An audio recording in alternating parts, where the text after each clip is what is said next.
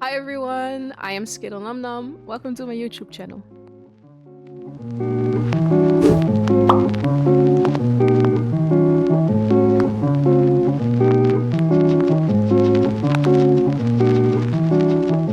So, I feel like it's time for a bit of a rant/reality check. I feel like a lot of streamers have similar fears, or at least I hope. Um, but sometimes these fears are things we become ashamed of.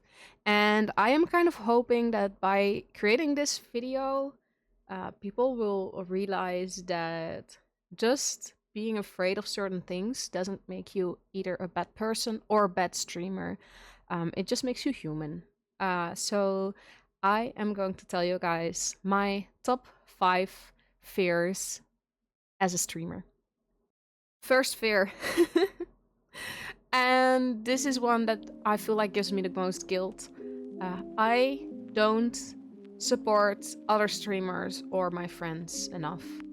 I often have a lot of streamers and friends come in and not just support me by being there, but support me by, for example, subscribing to my channel or gifting subs or sending bits. And I feel so extremely grateful to these people because they really go out of their way to make sure that they can support my channel.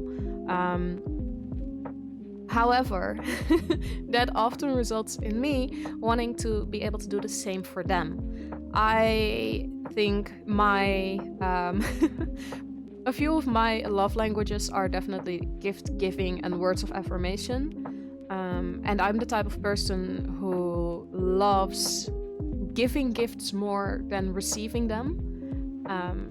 So when someone comes in and shows me an insane amount of support by gifting bits and subs, I mentally go like, I need to repay this extreme gift. Even though it may be a small gift to them, to me it's like, oh my gosh, this means so incredibly much to me. I want to do the same for them. And then, truth be told, I look at my bank account and I realize that I might not be able to. And I know my friends or other streamers wouldn't get mad at me if I weren't subscribed to them or didn't send them bits. But to me, it feels like I'm just taking and not giving. So I often feel quite bad about myself when I enter friends' streams and I don't send them anything but messages. And again, this is what makes it a fear and makes me ashamed of it. Again, I know they wouldn't expect me to. I know they're not making me. This is purely me and my head being like, yeah, well, if you're not paying, like if you're not giving them the same amount of things that they are giving you, you're not being a good person. And I know it's not real, but I feel like it will remain a big fear of mine until I've reached a point where I'm comfortable with where I am in life, and that's quite a big journey. So until then,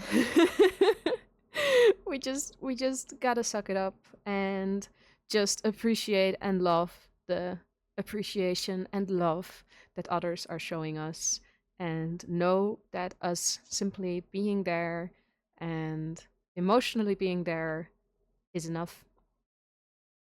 When I cancel my streams or I'm unable to stick to my schedule, I'm not a good streamer. I feel like this kind of goes hand in hand with another fear I have, so this is kind of 2 in 1. The other fear is taking time off means I lose my progress. Just to cover the first one I just mentioned, I love creating a schedule. I love having a plan. I love having a goal I'm working towards. And I am watching a lot of like content creator advice videos, and one of the big rules of thumb they tell people is that your view count, your follower count will grow if you are consistent. And I am just the type of person that takes that stuff very literally. So I create a schedule and I'm like, I gotta stick to this schedule because consistency is key. And if I'm consistent, I will grow. But sometimes life just happens. Sometimes you get sick. Sometimes personal situations get in the way. And just like you would with your outside streamer job, that sometimes means that you have to cancel or call in sick, so to speak. However, this often results in me comparing myself to other streamers because sometimes I will be looking at other streamers. I'm like, oh my gosh, they have created a schedule and they've been able to stick to the schedule for like 6 months or something crazy. And I created my new schedule like 3 or 4 weeks ago and I have to take a day off again. And don't get me wrong, I definitely feel like it's important for me, and of course for you if you're struggling with the same thing, to figure out what schedule works for you, because it's both nice for your viewers and for yourself to be able to create a schedule that you can stick to. But needing time to figure out what that schedule is totally fine.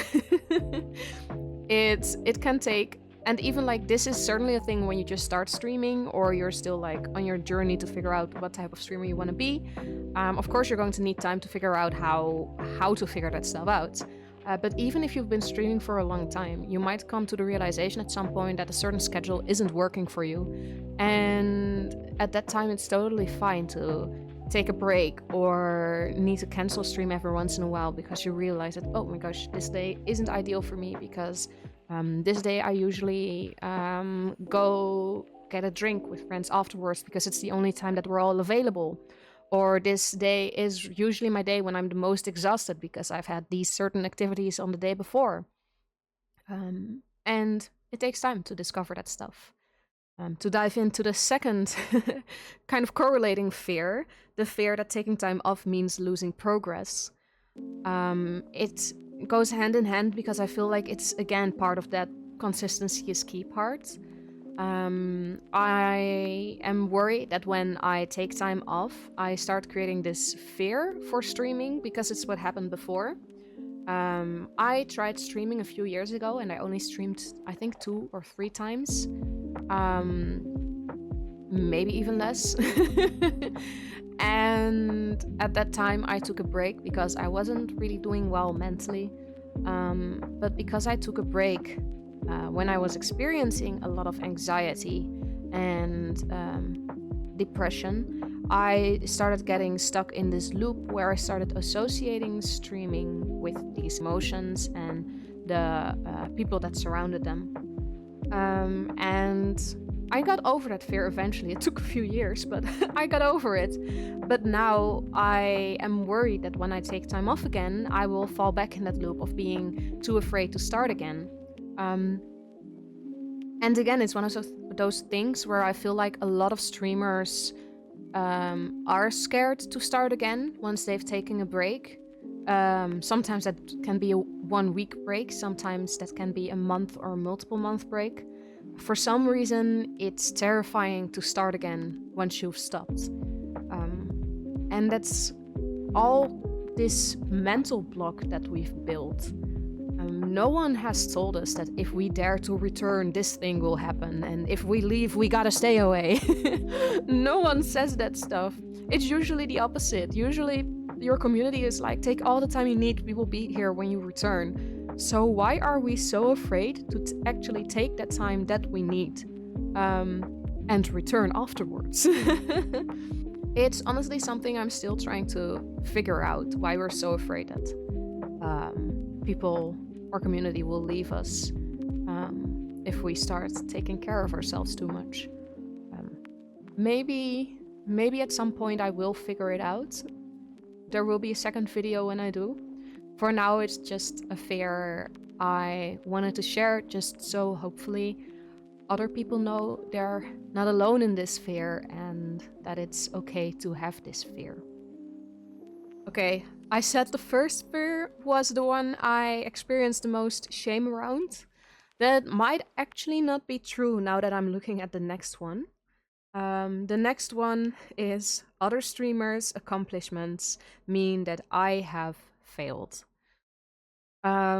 This kind of sounds to me in my own mind like the most toxic one, because it's the one where I risk um, that I start or that I stop being happy for other people's achievements and accomplishments.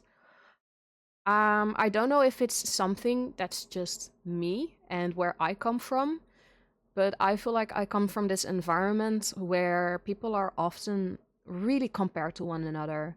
And that comparison often leads in one person getting a reward for being amazing, and another person doesn't get it because there's only one reward. And right now, as a streamer, I do sometimes experience that mental again. So sometimes people will, for example, get an opportunity to collaborate with a brand or get an opportunity to play a game early, for example. And for some reason, them getting that opportunity translates in my mind to, so what did I do wrong? Or why am I not good enough yet? I do have to say I've gotten a lot better at not seeing other people's success as my failures. But it really does take a lot of time. Something that I think helped me a lot in this is really taking time to plan out my own path and goals. This has resulted in me focusing on seeking out opportunities with indie game companies rather than, for example, with big tech companies. Because, of course, it would be amazing to land a collaboration with a big tech company where I get to review an amazing microphone or an amazing PC. But if I had to choose between reviewing that and getting to support another indie game, I would choose that indie game because that's my main goal. And that main goal is really just fueled by my personal motivation and passions. That has helped me to focus less on the numbers, for example. So when someone else reaches a certain milestone, someone else reaches 1K on YouTube or on Twitch or whatever, that doesn't mean that I am failing because I'm focusing on my own goal, and my goal isn't like correlating with a certain number or focusing on a certain number. It is focusing on certain opportunities and certain interactions. So that means that them reaching 1K in no way could mean that I am failing at my goal. But even when someone else is getting a collaboration with an indie game, that doesn't mean that I am failing, because my main goal is to make sure that the indie game gets all the love it deserves. And if someone else is able to give that love as well, that's only a good thing. So switching this mentality and finding out what I want to support, what I want to give back, how I want to be as a streamer, has helped me to step away from the comparison. The only way I will compare myself now is by finding streamers that support a similar cause and seeing how they grew and how they learned and learning from them. Because I feel like one of the biggest mistakes a person can make is holding someone else's success against them. Like, learn from their success, figure out how they got where they are, because usually when you show love to how amazing, or show love to someone else and highlight how amazing they are, they feel honored and they feel flattered, and they would be totally willing to tell you about their journey. So why why be rude? Because that's kind of like ruining your own opportunities and your own like connections in the world, and it also doesn't make you happier overall. So yeah, that's that one. My final fear kind of breaks the fourth wall when it comes to streaming, because that fear is that people wouldn't like me anymore if they were to meet the real life version of me. When I stream and create like content for other social media platforms, I am definitely myself, but it's kind of an, how do you explain it? Almost an exaggerated version of myself, because I'm in my own element. So you get to see the best parts of me, you know? And even when I'm creating videos like these, I'm talking about my fears, but still I am the one in charge, if that makes sense. And I also feel like it makes me come across, even though I do tell people quite a lot that I get overstimulated and I am an introvert, it makes me look a lot more extroverted and like social and a chatterbox than I actually am in real life. I know I am. Well, I know it's good that I know. I struggle, as is abundantly clear from this video, I struggle quite a bit with mental health, with anxiety. I was late diagnosed with autism. I discovered quite late that I am asexual, and all this stuff has resulted in me often not fitting in. And it would always be over time. So at first it would look like I fit in because I'm kind of a chameleon.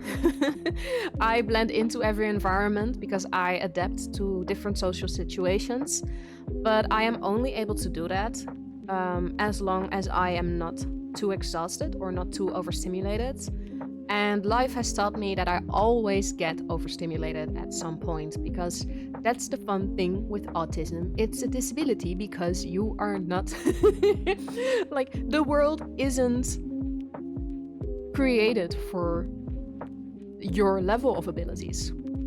I think, I don't remember who made this comparison, but someone once made a comparison that, say for example, they were to build a town underwater, completely submerged in water, and everyone else was able to breathe, but you wouldn't be. That would mean that in that case, if you were to visit that town, you would be disabled, because even though you are able to function on land in your environment, you are no longer able to function in this new society. And no one lives on land anymore. That's an important thing to mention. It's not one of those things where there are people on land and people underwater, because like when you travel to a different country, you're not suddenly disabled because you're in a different country and they're speaking a different language. Everyone has moved on and started living underwater, but you're the only person who is unable to breathe. That means that the whole society has been created or adjusted for people to breathe underwater and to be able to function while breathing underwater, but you're not able to. And that's kind of this comparison that's very similar to what's happening in real life right now. So in certain situations, I am unable to hear what people are saying when there's a lot of background noise. I'm unable to filter out a lot of noises. I often need to wear like earplugs or headphones. Once I get overstimulated, I start having a really hard time communicating with people, and I kind of like build up this wall as a way to protect myself and to make sure that I don't absolutely lose my mind and start having panic attacks in public. But that sometimes has resulted in other people kind of feeling like I can be a party pooper, because I'm not ruining the party, but I'm not contributing to the party either. And as a streamer, I feel like I'm really contributing to the part. I'm creating the party. Like when it's my stream, I'm creating the party, but the party also ends when I end the stream, you know? And in real life, that doesn't happen. So yeah, a lot of yapping and a lot of words to just kind of say, I worry that when I meet people in real life, I'm perceived as too serious or too closed off or too much of a control freak or anything like that. But I do think that quite a few streamers started streaming because they were interested in finding more like-minded people. So yeah, I'm kind of hoping that sharing all this all this stuff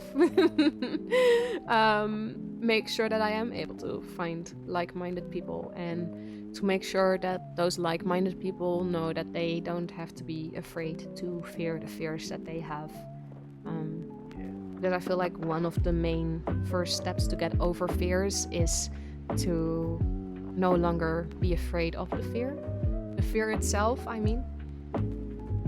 So yeah, that's just my little Sunday afternoon rant. I hope all of you are well. I hope you are taking care of yourselves. You're staying cozy. And I hope to see you all very soon. Love you. Bye-bye.